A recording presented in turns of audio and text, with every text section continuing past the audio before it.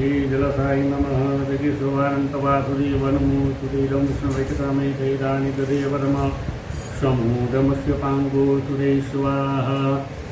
श्रीराधापुरुषोत्तमाय नमः। सर्वोपचारार्थै नमगन्धाक्षरपुष्पाणिं समर्पयामि। श्रीपुरुषोत्तम भगवान की जय।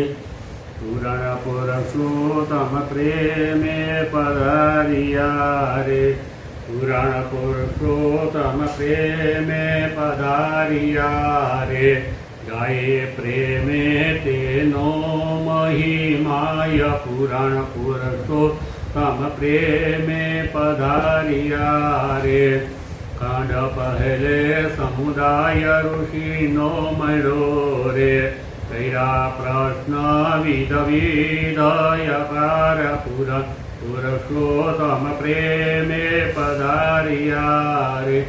मळ मासे दुःखनु निवेदन कर्यो रे। तया पुरुषोत्तमयेने प्रसन्न पुरुषोत्तम प्रेमे पधारिया रे। आप्यो नाम अधिकार बहु प्रेम तीरे। बध्यो महात्मा पुरुषोत्तम माध पुराण पुरुषोत्तम प्रेमे पधारिया रे। खंड बीजे मेधावी चरित्र कयूरे। कयो मेघावतीनो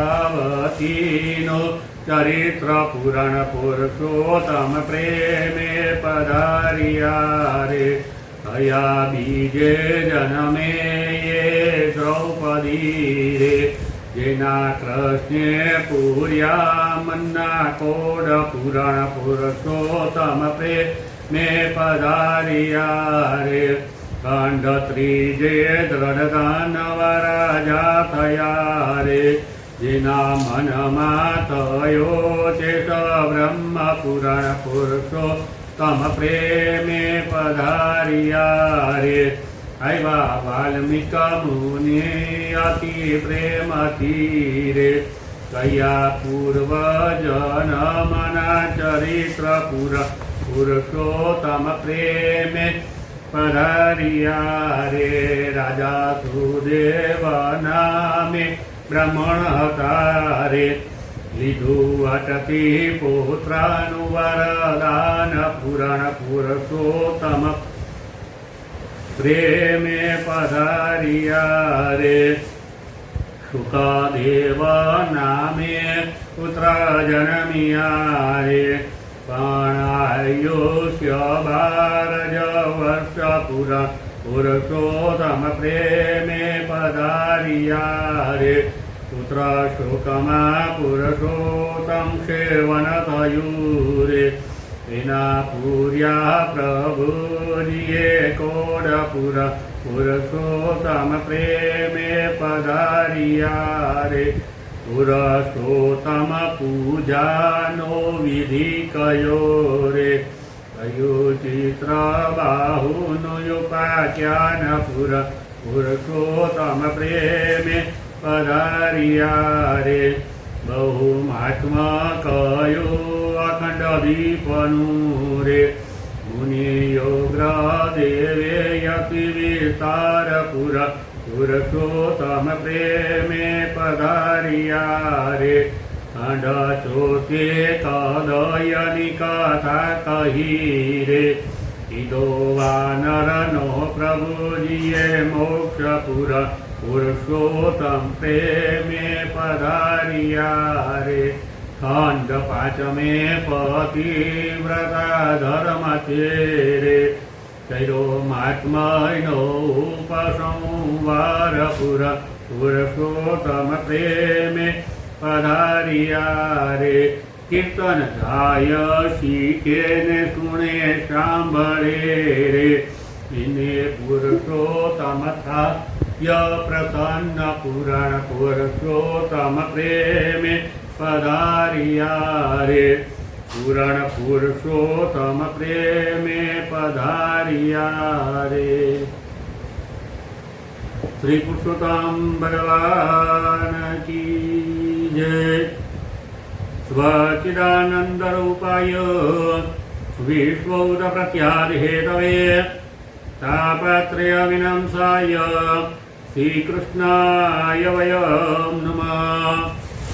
नारायणं नमस्कृत्य नरं चैव नरोत्तमं देवी सरस्वती व्यासं ततो जयमुदीरयेत्।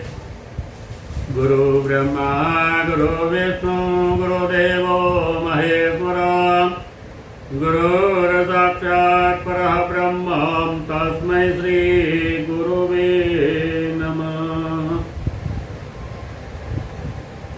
वन्दे वन्दानुविन्दानं वृन्दावनविनोदिनी वृन्दावनकलानाथं पुरुषोत्तममहद्वृतं श्रीनारायणवाच युक्त्वा विरतं राजा मुनीश्वरमोनितात्ममाम् पूजय ततो भक्त्या सपत्नीको मदान्वित। बद्रिका संवाद रहेल भगवान नारायण जी હતા દેવર્ષિ નારદ મુનિને કહે છે, આટલી કથા કઈ શાંત થયેલા વાલ્મીક ઋષિ જે હતા રાજા દ્રઢધનવાએ નમસ્કાર કર્યા, આનંદયુક્ત થઈ પત્ની સહિત રાજાએ ભક્તિથી ફરીથી તેમની પૂજા કરી। ઋષિ જે હતા એને રાજાની પૂજાનો સ્વીકાર કર્યો, આશીર્વાદ આપ્યો છે। રાજાને કીધું કે રાજા તારું કલ્યાણ થાવ, હવે પાપનાશીની સરયુ નદી જે છે ત્યાં હું પોતે જઈશ। આપણા બંનેને બોલતા બોલતા ઘણો સમય જે છે વ્યતીત થયેલો છે। આ પ્રમાણે કહી મુનિ શ્રેષ્ઠ વાલ્મીક મુનિષ્ય હતા। વાલ્મીક મુનિ જે હતા ત્યાંથી ઘણા સમય પછી એ પોતે નીકળ્યા છે। રાજા થોડે દૂર સુધી તેમને વડાવવા પોતે ગયેલા છે અને પોતાની સુંદર પત્ની એવા ગુણ સુંદરી જે હતા એને પોતે કહેવા લાગ્યો કે સુંદરી, જો આશા સંસારમાં મનુષ્યને શું સુખ છે, કારણ કે તેમાં વિષયોની પ્રીતિ અને દ્વેષાદી 6 શત્રુઓ જે છે કામ, ક્રોધ, લોભ, મોહ, મદ અને મત્સર, આ સિવાય બીજું કંઈ છે નહીં। આકાશમાં ભાસમાન થનાર ગંધર્વ નગરના સમાન આ સર્વ વસ્તુઓ જે છે નાશવંત છે। અંતમાં કૃમિ વિષ્ટા કે ભસ્મ રૂપે થનાર આ વાત પિત્ત અને કફ વધવાથી મળ મૂત્ર અને લોહીથી વધેલા દેહની મારે શી જરૂર છે? માટે દેવી હું નાશવંત શરીરથી ધ્રુવ પદાર્થ એટલે કે મોક્ષ મેળવવા માટે ભગવાન પુરુષોત્તમનું સ્મરણ કરવા માટે હું પોતે વનમાં જઈશ। આવું રાજાના વચનોને સાંભળી તેમના ધર્મપત્ની ગુણ સુંદરી જે હતા એ વિનય થાય મધુર વચન પોતે કહેવા લાગી કે સ્વામિનાથ હું પણ આપની સાથે આવીશ, કારણ કે પતિવ્રતા નારીઓના પતિ એ સાચા દેવતા છે।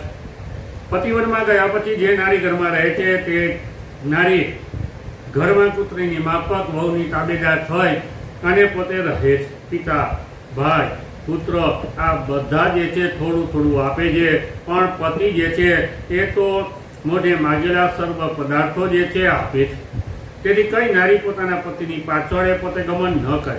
આ પ્રમાણે પ્રિયાના વચનોનો સ્વીકાર કરી પુત્રને રાજગાદી સોંપી, રાજ્યનો કાળભાર સોંપી રાજા જે હતા પત્નીને સાથે જલ્દીથી મુનિઓથી સેવાતા આવા વનમાં આવ્યા। હિમાલય પર્વતની તળેટી પાસે ગંગા નદીના કિનારા ઉપર રાજા અને રાણી જે હતા એ પોતે ગયેલા છે। પુરુષોત્તમ માસ આવેલો છે, તિકાળ સ્નાન કરવાનો રાજા અને રાણીએ પ્રારંભ કર્યો છે। નારદ પુરુષોત્તમ માસ આવ્યો ત્યારે ભગવાન પુરુષોત્તમનું સ્મરણ કરી વિધિપૂર્વક તપ જે હતો એણે કરેલું છે। ઊંચા હાથ રાખ્યા છે, પૃથ્વી ઉપર કેવલ પગના અંગૂઠા ઉપર નિરાધાર ઊભા રહી આકાશ તરફ પોતાની દ્રષ્ટિ કરી આહાર કર્યા વગર રાજા ધનવાએ એક ચિત્તે ભગવાન કૃષ્ણ પરમાત્માના નામનું જપ જે હતા એ કરવા લાગ્યા। શ્રી કૃષ્ણ શરણમ મમ, શ્રી કૃષ્ણ શરણમ મમ આવી રીતનું જાપ જે છે કરવા લાગ્યા। આ પ્રમાણે રાજા તપથી વિધિનું પાલન જે છે કરી રહેલો છે, ત્યારે પતિવ્રતા રાણી ગુણસુંદરી જે હતા એ તેમની સેવા કરી રહેલી છે। આમ કરતા કરતા હજી કેવો પુરુષોત્તમ માસ જે હતો પૂર્ણ થયો છે ત્યારે નાની નાની સુંદર ગુગરીઓની શોભામાં પુણ્યશીલ અને સુશીલ નામના ભગવાનના બે પાર્ષદો વિમાન લઈ અને ત્યાં આવ્યા। વિમાનને જોઈ રાજા પત્ની સહિત આશ્ચર્યચકિત થયો। ત્યારે પુણ્યશીલ અને સુશીલ જે ભગવાનના પાર્ષદોજી હતા એમને વંદન કર્યા। બંને અનુચરો રાણી સહિત રાજાને વિમાનમાં બેસાડી ઉચ્ચ ધામ ગોલોક ધામ જે હતા ત્યાં એ લઈ ગયા છે। આ પ્રમાણે દ્રઢજન્મા રાજા પોતાની ગુણસુંદરી રાણી સહિત વિમાનમાં બેસી દિવ્ય શરીરને ધારણ કરી જલ્દીથી ગોલોક ધામમાં આવ્યા। આવી રીતે આ પુરુષોત્તમ માસના વ્રતના પ્રભાવથી એ રાજા નિર્ભય ગોલોક ધામ જે હતા એને પ્રાપ્ત કરી હરિ પરમાત્માની પાસે આનંદ જે છે એ કરવા લે। પતિવ્રતા નારી ગુણસુંદરી પણ પુરુષોત્તમ માસમાં તપ કરનારા પોતાના પતિની સેવા કરવાથી ગોલોક ધામ જે હતા એને પ્રાપ્ત થઈ।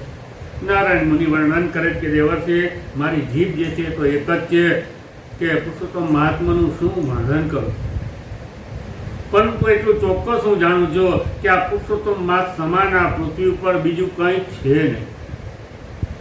હજારો જન્મના કરેલા તપથી જે ફળ પ્રાપ્ત નથી થતું એ જ ફળ ફક્ત માણસોને પુરુષોત્તમ માસના સેવનથી એ ફળની પ્રાપ્તિ થાય।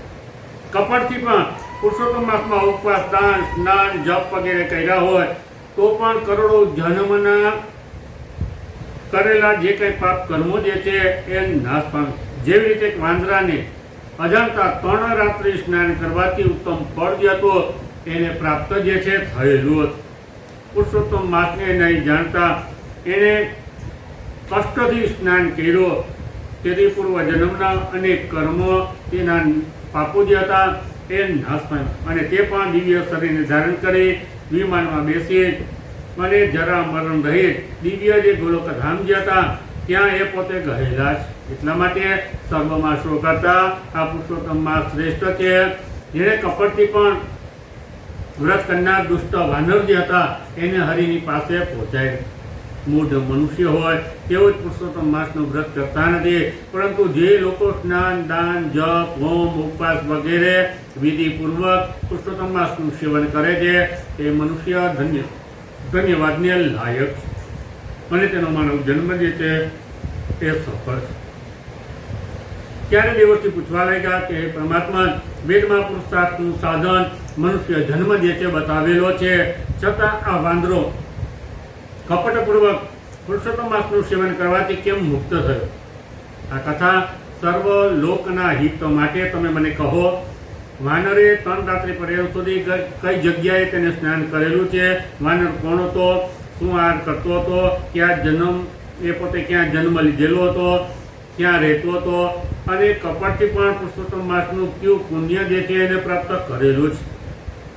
ત્યારે નારાયણ મુનિ દેવર્ષિના આ પ્રશ્નો સાંભળી કહેવા લાગ્યા કે કેરળ દેશમાં એક બ્રાહ્મણ જે હતા એ રહેતા।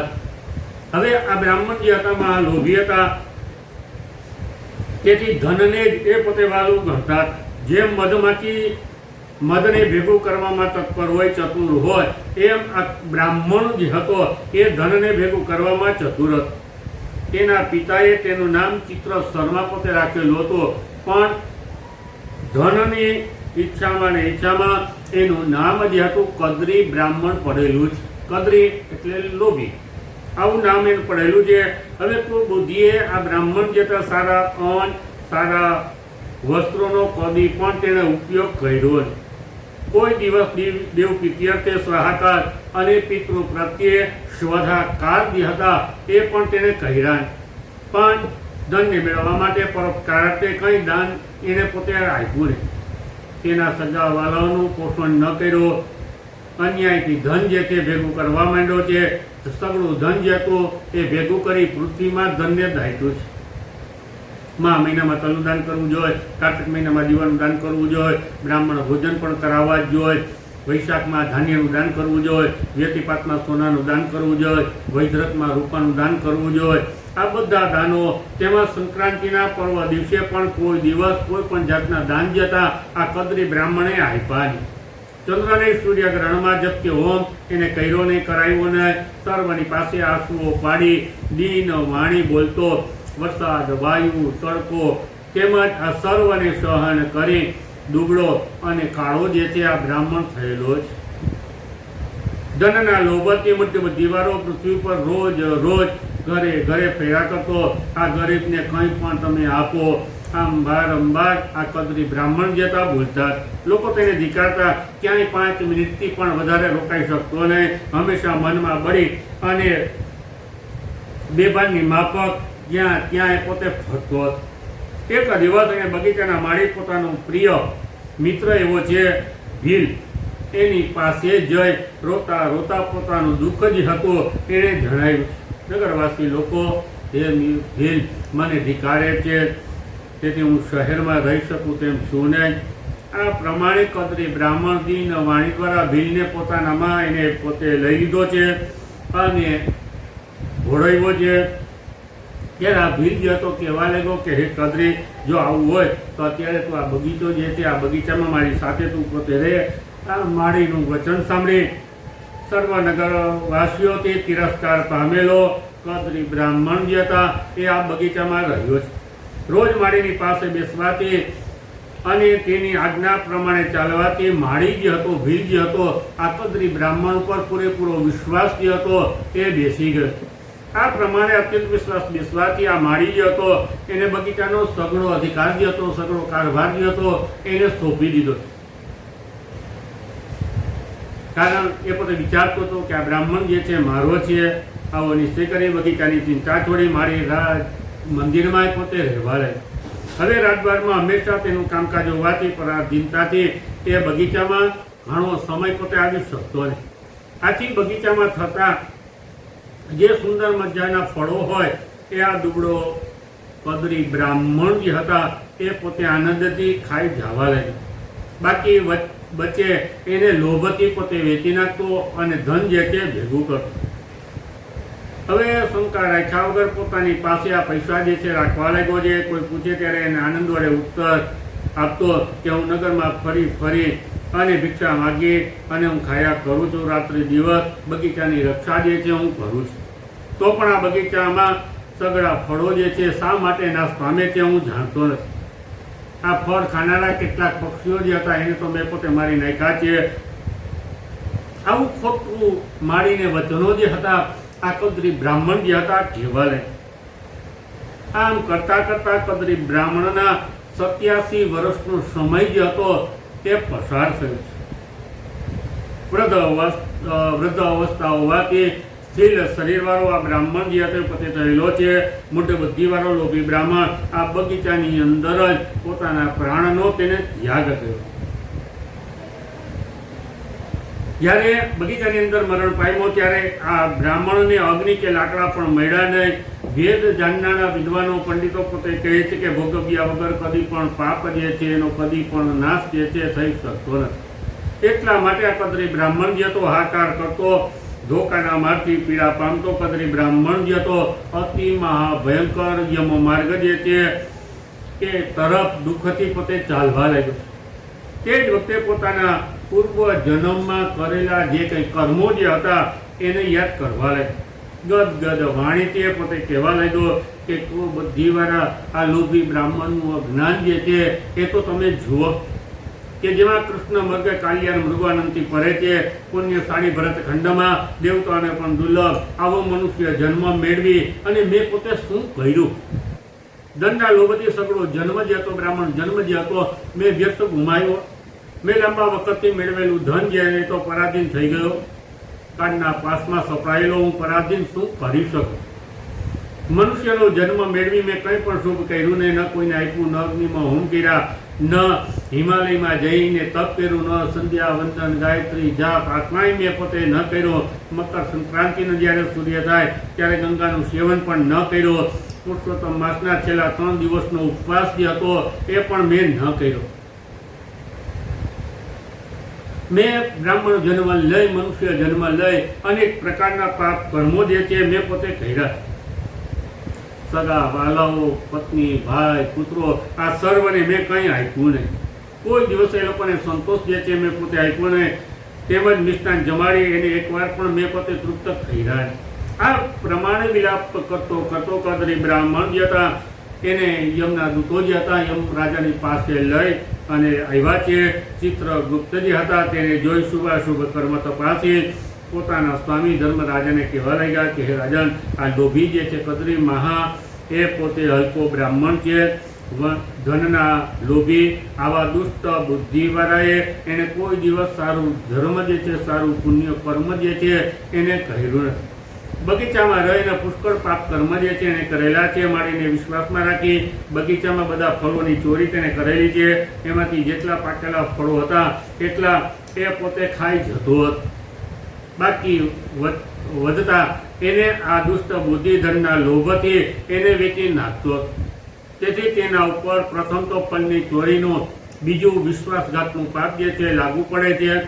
એ યમરાજા આના ઉપર 2 ઉગ્ર મહાપાપો લાગુ પડે છે. એ સિવાય બીજા પણ જુદા જુદા ઘણા પાપો જે છે એને કરેલા છે. બદ્રિકાશ્રમમાં રહેલ નારાયણ મુનિ કહે છે કે નારદ, આ પ્રમાણે ચિત્રગુપ્તના વચનોને સાંભળી મહાક્રોધ વડે કોપાયમાન થયેલી યમરાજા જે હતા કહેવા લાગ્યા કે ચિત્રગુપ્ત, પહેલાં તો એને ફળની ચોરી કરી, માટે 1000 વખત વાનરની યોનિમાં એને નાખો, પછી તેના વિશ્વાસઘાતથી થનારા પાપનો ત્યાર પછી એનો બદલો જે છે આપવામાં આવશે. ધર્મરાજે આજ્ઞા કરી.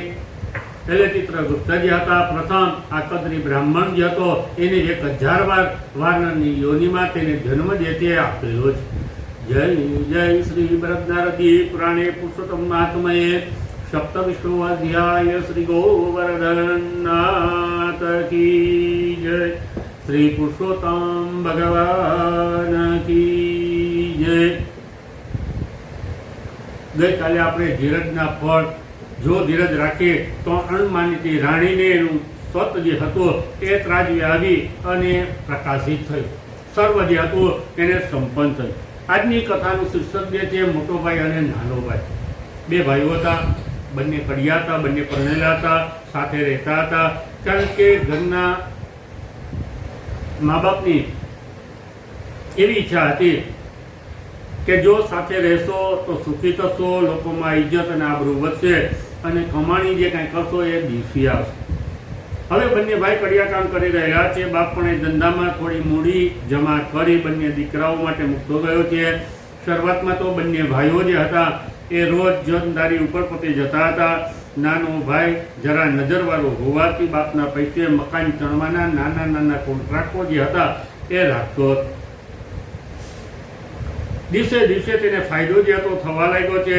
આથી તેની હિંમત વધી. ધીમે ધીમે મોટા કોન્ટ્રાક્ટો જે હતા આ ભાઈ જે હતો નાનો એ રાખવા લાગ્યો. મોટો ભાઈ જે હતો સાવ ભદ્રિક હતો. એને વહુ પણ એના જેવી એને મળેલી હતી. બંને ભાઈ ભાભી તદ્દન સરળ, સાચા સ્વભાવના પોતે રહેલા હતા. કોણ જાણે તેમના પુણ્ય આજે નાનો ભાઈ જે છે કમાતો હશે. હવે મોટી જેઠાણી જેવી સરળ એવી નાની દેરાણી સટ હતી. પોતાનો ઘણી વધારે કમાતો હોવાથી ઘરમાં ઉજ્જળ પણ તેનું રહેલું હતું. નાની હોવા છતાં પણ મોટી ભાભીને વાતમાં છોડી નાખતા તેને શરમ પણ આવતી નહોતી. મોટા ભાઈ ભાભી સરળ અને સાણા ન હોત તો કેદીનો ઝઘડો થયો હોત અને જુદા પણ ક્યાં ન થયા હોત. પરંતુ બાપની આજ્ઞા પ્રમાણે જુદા ન થવું આમ માની બધું જે છે ગળી જતા. પણ આ સૈયારો સુખ નાની વહુને આંખના કણાનીમાં પૂછવા લાગ્યું છે. અધૂરામાં પૂરું. મોટા ભાઈને 4-5 છોકરાઓ હતા, જ્યારે નાનાને કશું હતું નહીં. આથી નાની વહુને એમ લાગવા માંડ્યો કે અરે મારા પતિનું કમાયેલું આ બધા ખાઈ જાય. આથી તેણીએ વારંવાર પોતાના પતિના કાન જે હતા ભંભેરવા માંડ્યા. આ સૈયાની મિલકતમાંથી છલ કપટ કરી અમુક પૈસા પિયર ભેગા એને કરવા માંડ્યા. આમ કરવા છતાં પણ સંતોષ ન થયો. બંને મોટા ભાઈ ભાભી જુદા થાય તો જ તેને શાંતિ જે છે પ્રાપ્ત થાય. કજિયાનું મોં કાળું કરી બંને ભાઈઓ જે હતા આખરે જુદા થયા. ભાગ પાડતી વખતે પણ કંઈ બળજબરીથી અને કંઈ છલ કપટથી મોટાના ભાગમાં 1/10 જેટલું પણ આવવા ન દીધું. ઉલટું તમે વસ્તારી એટલે કે છોકરાવાળા હોવાથી અમારા કરતાં વધારે ખાઈ ગયા છો, અમે દર ગુજર કરીએ જ. આમ કંઈ નાની વહુએ જેઠાણીને નવડાવ્યા છે. નાની વહુનો વકર. દુનિયામાં દેરાણી ઉપર જેઠાણીનો વકર તો ઘણી જગ્યાએ જોવા મળશે, પણ જેઠાણી ઉપર દેરાણીનો વકર આ ઠેકાણે સિવાય બીજે ક્યાંય પણ જોવા નહીં મળે. મોટા ભાઈ ભાભી જેમ તેમ કરી ગુજારો કરે છે. તન તોડી અને જાત મજૂરી સિવાય બીજું કંઈ આવડતું નથી. પૈસાદાર થવા માટે ધંધામાં સાચા ખોટા કરવા પડે કે મોટો ભાઈ જાણતો હતો. કરવા તૈયાર પણ હતો નહીં. પોતે વસ્તારી હોવાથી માંડ પૂરું કરે છે. એવામાં હજી કેવો પવિત્ર પુરુષોત્તમ માસ છે તે આવેલો છે. બંનેનો જીવ ધર્મ ધ્યાનમાં વધારે હોવાથી નદીએ સ્નાન કરવાનું, આંગણે કોઈ પણ રોટલાનું ભૂખું આવે વંદાન કરવાનું અને બપોર પછી એકટાણું કરવાનો નિયમ જે હતો આ ભાઈ ભાભીએ લીધેલા છે. બંને જીવો હોવાથી દિવસમાં 3 વાર ખાવા જોઈએ, તેને બદલે એક જ વાર ખાવાનો નિયમ લે એ ખરેખર તેમને માટે ઉપવાસ તુલ્ય ગણાય છે. પુરુષોત્તમ માસ હોવાથી સાંજ સુધી કડિયા કામ કરવાને બદલે બપોર સુધી કામ કરી મોટો ભાઈ ઘરે આવે, બાકીનો સમય ભજન કીર્તન કથા વાર્તામાં પોતે પસાર કરે. આજે 12નો દિવસ છે. કાલનો ઉપવાસ હોવાથી કામી ગયેલા મોટા ભાઈને ભૂખ બહુ લાગેલી હતી. બપોર પહેલાં એકટાણું ન કરાય. આવો નિયમ હોવાથી જેમ તેમ કરી કામ જે છે કરે છે. આજે તો માંડ બપોર થયા. બપોર થતાં મોટા ભાઈ જતા ઘરે આવી અને ઝટપટ ખાવા બેસવાની પોતે તૈયારી કરે છે. ત્યાં જ બારણે ટકોરા પડ્યા. ખરે વખતે ભૂખો એક ભિખારી જે હતો એ દરવાજો ખખડાવે. જા જો તો ખરા કોણ આવ્યું છે આમ કહી મોટા ભાઈ પત્નીને પોતે જોવા માટે મોકલી છે. ખડકી ખોલતા જ પેલો ભિખારી પેટ દેખાડી કરગડવા લાગ્યો કે 2 દિવસનો ભૂખો છું, કંઈક ખાવાનું આપ. પવિત્ર પુરુષોત્તમ માસ જેવો મહિનો આંગણે અંદાન માગતો અતિથિ અને બરાબર ભોજનનો સમય આવો અમૂલ્ય અવસર જોઈ પોતાની ભૂખને ભૂલી જાય બંને જણાએ અતિથિને અંદર બોલાવી અને સુંદર મજાનું જમણ જે હતું એ પીરસવા માંડ્યું. ભૂખ્યો ભિખારી લગભગ 1.5 માણસની રસોઈ જે છે એટલું જમી ગયો છે. હાથ ગઈ અને તેને હાથ ધોયા. કડિયાએ મુખવાસ આપતા વિવેક કર્યો ત્યારે કહેવા લાગ્યો, બાપજી સંતોષ છે ને કંઈ આજ્ઞા હોય તો તમે ફરમાવો. આ સાંભળી અતિથિ જે હતો કહેવા લાગ્યો, જેવું જે ભાઈ ત્યાં દાન કરી આત્માને આનંદ પમાડ્યો છે એવું જ વસ્ત્રદાન કરી અને શરીરને સંતોષ આપ. કડિયા ભાઈને તો આ વિવેક જે હતો એ ભારે પડ્યો. છતાં પુરુષોત્તમ માસ હોવાથી થાપણાનું કરીને સાચવી રાખેલું એક ધોતિયું જે હતું આ ભિખારીને આપ્યું છે. ભિખારી જતા રાજી થઈ ગયા છે. મોટા ભાઈ બોલ્યો, હવે તો રાજી છું ને. ત્યારે અતિથિ જતા કહેવા લાગ્યો કે ભાઈ રાજી તો ખૂબ થયેલો છું, વધારે ખવાયું હોવાથી ચાલવાની હિંમત નથી, એટલે થોડી વાર સુવાની તમે સગવડ કરી આપો તો સારું. કડિયામાં એક ગાય બાંધવાની એક તો ઓરડી હતી. એમાં કડિયાએ ખાટલો ગોરડું પાથરી અને આપ્યું છે અતિથિને. આડે પડખે જે હતા એ થવાનું તેને કીધેલું. આ બાજુ બને પતિ પત્ની જ હતા. હવે ખાવાની તૈયારી કરવા માંડી છે. ખાવામાં ખાસ કંઈ બચ્યું નહોતું, છતાં બંનેને ભૂખ લાગેલી હતી. નવું રાંધવા જેટલી ધીરજ નહોતી.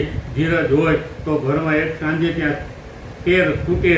આવી સ્થિતિઓ હોવાથી અન્ન જેટલું હતું એટલું અન્ન, બાકીનું જલ પી પેટનો ખાડો જે હતો એ પૂરો કર્યો. હવે પેલી બાજુ સાંજે પડી તો પણ પેલો અતિથિ ઉઠ્યો ને મોટો ભાઈ જે હતો એને ઉઠાડવા ઓરડીમાં ગયો તો શું ઓરડીમાં અતિથિ ગાયબ થઈ ગયા. પોતે ઘર છોડીને ક્યાંય ગયા નથી. અતિથિને ઓરડીની બહાર નીકળતા મેં પોતે જોયા નથી, છતાં ઓરડીમાં છે નહીં. આ બધું શું હશે? આવો વિચાર કરે છે. ત્યાં ખાટલામાં એક લોટો અને લોટાની ડોકે તીખી જે હતી એ જોવામાં આવી.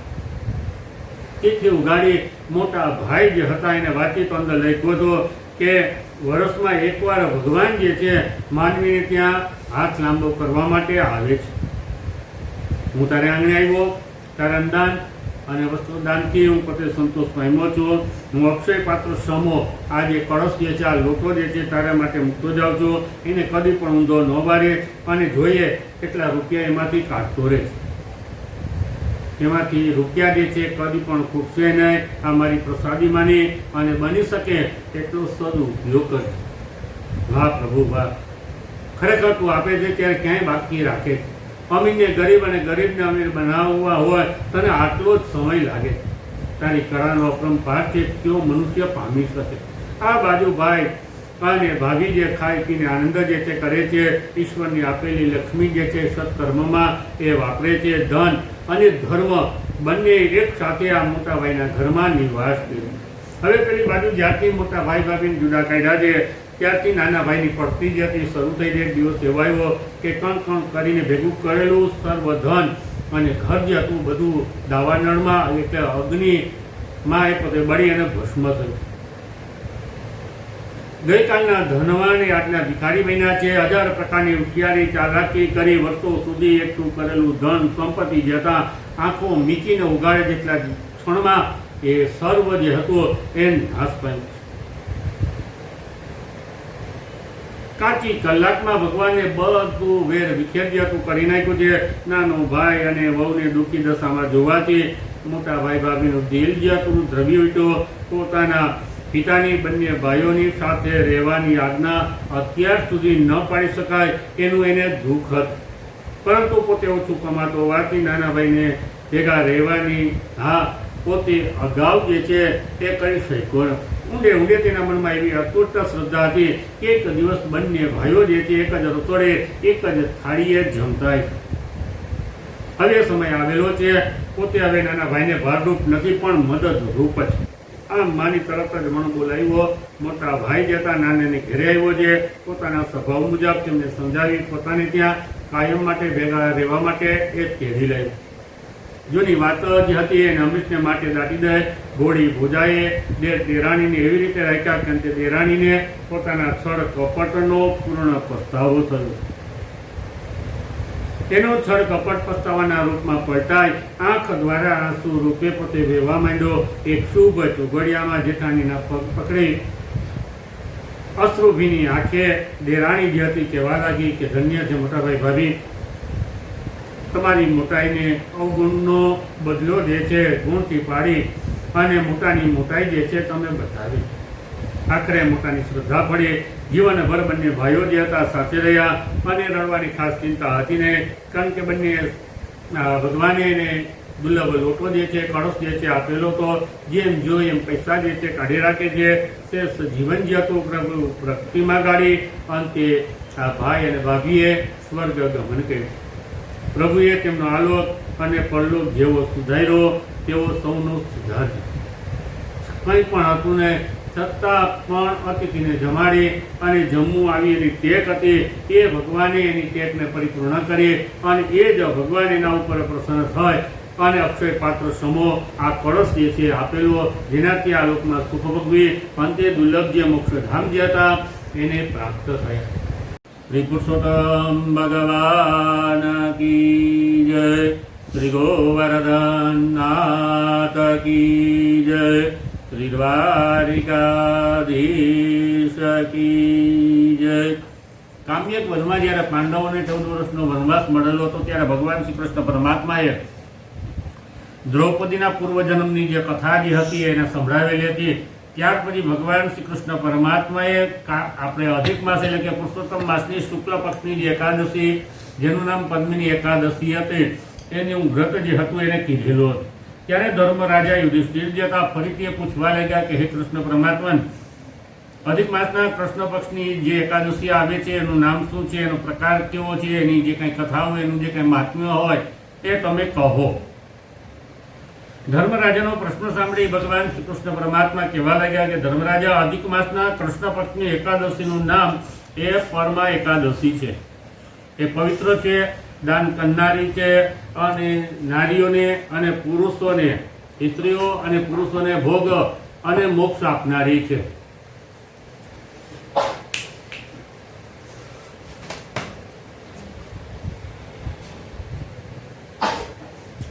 આ એકાદશીને દિવસે પદ્મિની એકાદશીમાં કહેલા પ્રકારથી મનુષ્ય ઉપવાસ કરવો, ભગવાન વિષ્ણુનું પૂજન કરવું. આ વિષયમાં એક મનોહર કથા કાંપ્ય નગરમાં મુનિઓની પાસે કહેવામાં આવેલી છે. પૂર્વકાળની વિશે સુમેઘા નામના એક ધર્મિષ્ઠ બ્રાહ્મણ રહેતા હતા. તેના પવિત્ર નામની પતિવ્રતા પત્ની હતી. કોઈ કમનસીબીને લીધે આ બ્રાહ્મણ જે હતા એ બ્રાહ્મણની નિર્ધનતાને લીધે, ગરીબ અવસ્થાને લીધે ખાવા પીવાના વાંધા. ઘણા મનુષ્યની પાસે માગવા છતાં પણ પહેરવા માટે કપડાં કે પેટ પૂરતું ખાવાને પણ મળતું નહોતું. તેની પત્ની ખૂબસૂરત અને યુવાન હતી. પોતાના પતિની સેવા કરતી. પોતે ભૂખી રહીને પણ ઘેર આવેલા સાધુ સંતોને ભાવથી પ્રેમપૂર્વકે જમાડતી. એને થોડો પણ અભાવ જે છે આવતો નહોતો. તેમજ ઘરમાં અનાજ નથી આવું કોઈ દિવસ પોતાના પતિને તેને કીધું નથી. હવે દુઃખમાં દુબળી થયેલી પોતાની પત્નીને જોઈ, તેનો અપૂર્વ પ્રેમ જોઈ પેલા બ્રાહ્મણ જે તો મનમાં વિચાર કર્યો કે પોતાના દુર્ભાગ્યની નિંદા કરતો દુઃખથી દુબળો થયેલો આ બ્રાહ્મણ જે હતા સુમેઘા પોતાની પત્નીને કહેવા લાગ્યો કે પ્રિય, મારે હવે ધન માટે શું ઉપાય કરો? મોટા ધનવાનો જે છે એની પાસે માગું છું, પણ તેઓ મને આપતા નથી. એ કલ્યાણી, તું કહે ધન માટે હું શું કરું, ક્યાં જાઉં? કારણ કે ધન વિના ઘરનો વ્યવહાર જે છે કદી પણ ચાલતો નથી. હવે જો તું કહે તો ધન મેળવવા માટે હું પરદેશ જાઉં. જે દેશમાં જેટલું મળવાનું હોય એ દેશમાં તેટલું જ મળે છે. કર્મની સિદ્ધિ જે છે કદી પણ ઉદ્યમ વિના પ્રાપ્ત થતી નથી. એટલા જ માટે પંડિતો ઉદ્યમ જે છે એટલે કે પરિશ્રમ જે છે એને અત્યંત વખાણે છે. પતિના વચનોનું સાંભળી જેના નેત્રમાં આંસુ આવી ગયેલા હતા, આવી ચતુર પતિવ્રતા પત્ની ડોક નમાવી હાથ જોડે વિનયપૂર્વક કહેવા લાગી કે સ્વામિનાથ, આપ જેવો બીજો કોઈ સમજુ પુરુષ નથી. તો પણ આપની આજ્ઞાથી હું કહું છું, કારણ કે એકેતું મનુષ્ય સારું અથવા તો નરસું જે સૂઝતું હોય એ કહી દેવું જોઈએ. પૃથ્વી પર હર કોઈ જગા હોય, પણ જો પૂર્વ જન્મમાં આપણે દાન કર્યું હોય તો જ આ જન્મે આપણને ધન જે છે પ્રાપ્ત થાય. પૂર્વ જન્મમાં દાન ન કર્યું હોય તો સોનાના મેરુ પર્વત ઉપર જવાથી પણ કંઈ પ્રાપ્ત જે છે થવાનું નથી. પૂર્વ જન્મમાં દીધેલી વિદ્યા, પૂર્વ જન્મમાં દીધેલું ધન અને પૂર્વ જન્મમાં દીધેલી પૃથ્વી આ જન્મમાં મનુષ્યને પ્રાપ્ત થાય. નસીબમાં વિધાતાએ જે કપાળમાં લખેલું હોય એ જ મળે છે. દાન દીધા વિના કોઈને કંઈ પણ મળતું નથી. એના પૂર્વે મેં અથવા તો તમે કોઈ સત્પાત્ર બ્રાહ્મણને થોડું ઘણું ધન જે છે એ પણ આપ્યું નથી. તેથી આપણને ક્યાંથી મળે? અહીં બેસી રહીશું અથવા પરદેશમાં જઈશું તો પણ પૂર્વ જન્મમાં જે દીધેલું હશે તે જ આપણને મળવાનું છે. દાન ન દીધું હોય તો પણ અંતો ભગવાન વિષ્ણુ પરમાત્મા આપણને આપે છે. એટલા માટે સ્વામી, તમારે અહીં જ મારી સાથે રહેવું. એમાં મને હું આ વિના ક્ષણ પણ હું પોતે જીવી શકું ને. એના જ પતિ વગરની નારીને પોતાના જ જે મનુષ્ય જે હોય કે માતા પિતા ભાઈ સાસુ સસરા એ વગેરે પણ માન જે છે આપતા નથી. ત્યાં દુર્ભાગી છે એમ કે પોતાના જ આપતાજનો તેને નિર્દેશ, ત્યારે પરાયા મનુષ્યો તેને કેમ માન આપે? માટે આપ સ્થિર થાય, અહીં જ આનંદમાં રહી અને વિહાર કરો. જો તમારા ભાગ્યમાં હશે તો એ બેઠા પણ તમને મળશે. આવું પત્નીનું વચન સાંભળી બ્રાહ્મણ સુમેઘાજી હતા ત્યાં જ પોતે રહ્યા છે. હવે એક દિવસ કૌંડિન્ય મુનિ જે હતા એમને ઘરે આવ્યા છે. તેને જોઈ આ બ્રાહ્મણ દંપતી જે હતા બંને ઉઠી હસ્તથી વારંવાર તેમને વંદન કર્યા છે અને કહેવા લાગ્યા કે આજે મારા મોટા ભાગ્ય કે જેથી આપનું દર્શન થયું. હું ધન્ય છું, મારી ઉપર આપ અહીંયા પધારી મોટી કૃપા જે છે કરેલી છે. આજે મારું જીવન જે હતું એ સાર્થક થયેલું છે. આમ કઈ વાણી દ્વારા તેમનો સત્કાર કર્યો છે, સારા સ્વરૂપ પર બેસાડી તેમની પૂજા કરી છે, સારી રીતે કૌંડિન્ય મુનિને ભોજન કરાવ્યું છે. ત્યારે બ્રાહ્મણ પત્ની જે હતા કહેવા લાગ્યા કે મહારાજ, કેવો ઉપાય કરવાથી દરિદ્રપણું જે છે એનો નાશ થાય? મહારાજ, પૂર્વ જન્મમાં ન દીધું હોય તો આ જન્મમાં ધન વિદ્યા કે પત્ની ક્યાંથી મળે? હમણાં મારા પતિ મને છોડી ધન માટે પરદેશમાં કમાવા માટે તે પોતે વિચારતા હતા, પણ મેં કીધું કે મુનિરાજ, દાન દીધા વિના કંઈ પણ મળતું નથી.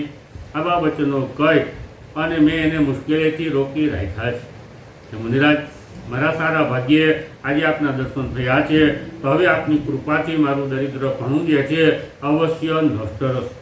કારણ કે આમાં સંશય નથી. એ કૃપા સિંધો, જેથી દરિદ્રપણું અવશ્ય નષ્ટ થાય એવું વ્રત હોય, એવું કંઈ તીર્થ હોય અથવા તો એવું કોઈ તપ હોય તો તમે બતાવો.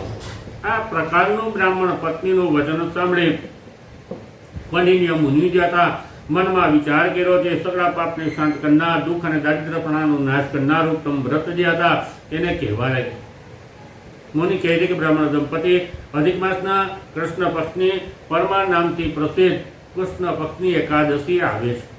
એ ઘણી ઉત્તમ છે, ભોગ અને મોક્ષ આપનારી છે. એ દિવસે ઉપવાસ કરવાથી તેમજ રાત્રે જાગરણ કરી ભગવાનના ગીત નૃત્ય ધોળ પદ કરવાથી વાજિંત્રો વગાડવાથી ધન ધાન્યની સમૃદ્ધિ જે તે મનુષ્યને પ્રાપ્ત થાય. જ્યારે કુબેર મહારાજે ઉત્તમ વ્રત કરેલું ત્યારે પ્રસન્ન થયેલા મહાદેવે તેને ભંડારીની પદવી જે છે કુબેરને આપેલી છે. સ્ત્રી તથા પુત્રોને વેચી દીધા પછી હરિશ્ચંદ્ર રાજા જે હતા એને આ એકાદશીનું વ્રત કર્યું. તેની પત્ની અને પુત્રનો પાછો એને મેળાપ થયો. શત્રુ રહિત રાજ્ય જે હતું તે પણ હરિશ્ચંદ્ર રાજાને પાછું મળ્યું. એટલા માટે એ બ્રાહ્મણ પત્ની તું ઉત્તમ વ્રત વિધિપૂર્વક કર. ભગવાન પુરુષોત્તમ માસની કૃષ્ણ પક્ષની પરમાં એકાદશીનું વ્રત કર અને ભગવાનનું ષોડશોપચાર પૂજન કર અને જાગરણ કર. આટલું કઈ વ્રતનો સગળો પ્રકાર જે હતો એ કહેલો છે. તેમજ તે બ્રાહ્મણને ઉત્તમ પંચરાત્રિ વ્રત જે હતું એ બતાવ્યું છે કે જે કરવાથી ભોગ અને મોક્ષ જે છે મનુષ્યને પ્રાપ્ત થાય. ઘરમાં એકાદશીને દિવસે સવારમાં સ્નાન કરી સવારનું નિત્ય કર્મ કરી પંચરાત્રિના વ્રત માટે બને તેટલા નિયમો જે છે એ મનુષ્ય લેવા. મનુષ્ય 5 દિવસ સુધી સવારમાં સ્નાન કરી નિરાહાર રહે છે. તે પિતાની માતાની અને પત્નીની સાથે વૈકુંઠમાં એક ગમન કરે છે. જે મનુષ્ય 5 દિવસ સુધી એક જ વખત ભોજન કરે છે એ સગળા પાપોથી મુક્ત થઈ અને સ્વર્ગમાં પૂજાય છે. જે મનુષ્ય 5 દિવસ સુધી સવારમાં સ્નાન કરી બ્રાહ્મણને સુંદર મજાનું ભોજન જમાડે છે તેને દેવ દાનવ અને મનુષ્ય સહિત આખા જગતને જમાડવાનું જે ફળ જે છે પુણ્ય જે છે એ પ્રાપ્ત થાય. જે મનુષ્ય 5 દિવસ સુધી શુદ્ધ જલથી ભરેલો ઘડો બ્રાહ્મણને આપે છે તેને સગળા ચરાચર બ્રહ્માંડના દાનનું પુણ્ય જે છે પ્રાપ્ત થાય. એ સાધ્વી જે મનુષ્ય વિદ્વાન બ્રાહ્મણને તલપાત્રો આપે છે તે મનુષ્ય જેટલા તલ હોય એટલા વર્ષ સુધી સ્વર્ગમાં નિવાસ કરે છે. જે મનુષ્ય 5 દિવસ સુધી સ્નાન કરી ધૃત પાત્ર એટલે કે ઘીનું પાત્ર દાન કરે છે તે પુષ્કળ ભોગ ભોગવી અંતે સુધી લોકમાં પૂજાય છે. જે મનુષ્ય 5 દિવસ સુધી બ્રહ્મચર્યનું પાલન કરે છે તે અર્થથી સ્વર્ગમાં અપ્સરાઓની સાથે ભોગ જે છે ભોગવે છે. એ દેવી તું પતિની સાથે આખું આ એકાદશીનું વ્રત કર તેમજ પંચરાત્ર આ જે વ્રત જે છે તું કર. તેથી તને ધન ધાન્યની સમૃદ્ધિ મળશે અંતે સ્વર્ગ જે છે એની પ્રાપ્તિ થશે. આવી રીતે કૌંડિન્ય મુનિના કહેવાથી આ બ્રાહ્મણ પત્નીએ તેના કહેવા પ્રમાણે આદરપૂર્વક અધિક માસમાં સ્નાન કરી પતિની સાથે પંચરાત્ર વ્રત જે હતું એને કરેલું છે. પંચરાત્ર વ્રત જે હતું તેને કરેલું છે.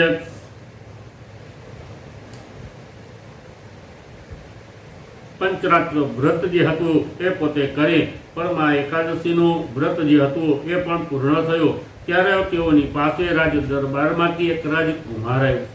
એને પોતે બ્રહ્માની પ્રેરણાથી જેમાં સઘળી વસ્તુ હતું એવું સુંદર મજાનું એક ઘર જે હતું આ બ્રાહ્મણ દંપતીને આપ્યું. નિર્વાહ માટે એક ગામ જે હતું એ પણ રાજકુમારે લખી આપ્યું. આવી રીતે ગામ જે હતું લખી આપ્યું. ત્યારે આ પંચરાત્રનું વ્રત કર્યો ત્યારે પરમાત્મા જે હતા ભગવાન શ્રી કૃષ્ણ પરમાત્મા જે હતા પ્રસન્ન થયા છે અને એને આ રાજકુમારને આ રીતે આજ્ઞા કરી જેથી રાજકુમારે બ્રાહ્મણ દંપતીને આ સુંદર મજાનું ઘર આપ્યું છે અને નિર્વાહ માટે આજીવિકા માટે ગામ તપથી પ્રસન્ન થયેલો રાજકુમાર અને ભગવાન પ્રસન્ન થયેલા જોઈ ભગવાનની સ્તુતિ જે હતી તેને કરેલી હતી.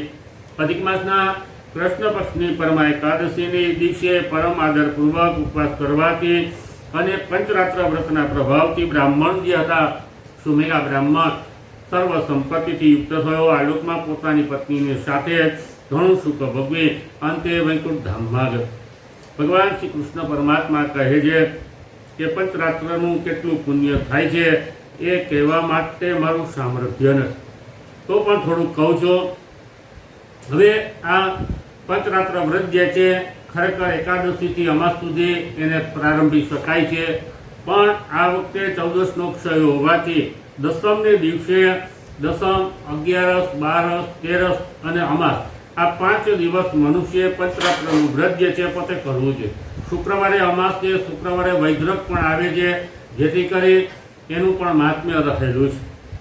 જે મનુષ્ય આ પંચરાત્રનું વ્રત કરે છે તેને પુષ્કળ વગેરે તળાવોમાં, ગંગા વગેરે નદીઓમાં નાહવાનું ઉત્તમ ફળ જે છે, પુણ્ય જે છે એને પ્રાપ્ત થાય. એને ગૌદાન વગેરે મુખ્ય દાનોનું પુણ્ય જે છે પ્રાપ્ત થાય છે. દયામાં શ્રાદ્ધ કરવાનું જે પુણ્ય થાય છે અને એના પિતૃ તૃપ્ત થાય છે તેને વ્રતખંડમાં કહેલા સઘળા વ્રતો કર્યાનું પુણ્ય જે છે એ પણ પ્રાપ્ત થાય. જેમ મનુષ્યમાં બ્રાહ્મણ શ્રેષ્ઠ રહેલા છે, પશુઓમાં જેમ ગાય શ્રેષ્ઠ છે, દેવતાઓમાં જેમ ઇન્દ્ર મહારાજ શ્રેષ્ઠ છે, તેમ સઘળા મહિનાઓમાં અધિક માસ એટલે કે આ પવિત્ર એવો પુરુષોત્તમ માસ જે છે એ શ્રેષ્ઠ રહેલો છે. અધિક માસમાં પણ આ પંચરાત્ર વ્રત જે છે શ્રેષ્ઠ છે, જે મનુષ્યના પાપો જે છે એનું નાશ કરનારું છે. પંચરાત્રમાં પરમાં એકાદશી એ શ્રેષ્ઠ છે, જે પાપને શોષી જનારી છે. અશક્ત મનુષ્ય પણ આ એકાદશીનું વ્રત જે છે અવશ્ય કરવું જોઈએ. જે મનુષ્ય દેહ પામી અધિક માસમાં નિયમિત સ્નાન કરતો નથી, એકાદશીને દિવસે ઉપવાસ કરતો નથી, એ ખરેખર પોતાના જન્મ જે છે એને વ્યર્થ ગુમાવે છે. કારણ કે 84 લાખ યોનિમાં જન્મ લીધા પછી જો ઘણા પુણ્ય કર્યા હોય તો જ આ માનવ યોનિમાં મનુષ્ય જન્મ જે છે એ પ્રાપ્ત થાય. માટે મનુષ્ય દેહ જે છે એ ઘણો દુર્લભ છે. એટલા માટે શ્રમને લઈને પણ પरमा એકાદશી જે છે એનું વ્રત જે છે એ મનુષ્ય અવશ્ય કરવું છે. ભગવાન કૃષ્ણ પરમાત્મા કામનિક મનમાં કહે છે કે ધર્મરાજા, તમે અધિક માસની પરમાં એકાદશીનું જે વ્રત પીછું હતું એ સઘળું મેં તમને કહી બતાવ્યું છે. પંચરાત્રનું વ્રત જે છે પણ બતાવ્યું છે. સાવધાન થાય, આ વ્રત જે છે તમે કરો. આ પ્રમાણે સારી ભક્તિ રાખી શુભ વિધિથી આ પૃથ્વી ઉપર જે મનુષ્ય અધિક માસની પરમાં એકાદશીનું વ્રત કરે છે તો એ સ્વર્ગમાં ઇન્દ્રના જેવો વૈભવ ભોગવી અને વૈકુંઠ લોકમાં ગમન કરે છે. જય જય શ્રી વ્રતનારદી પુરાણે પુરુષોત્તમ મહાત્મય એકાદશી અધ્યાય શ્રી ગોવર્ધનનાથ કી જય. શ્રી પુરુષોત્તમ ભગવાન કી જય. શ્રી દ્વારિકાધીશ કી જય. શ્રી વલ્લભાધીશ કી જય. શ્યામ સુંદર પ્રિયમને મહારાણી કી જય. સદગુરુદેવ કી જય.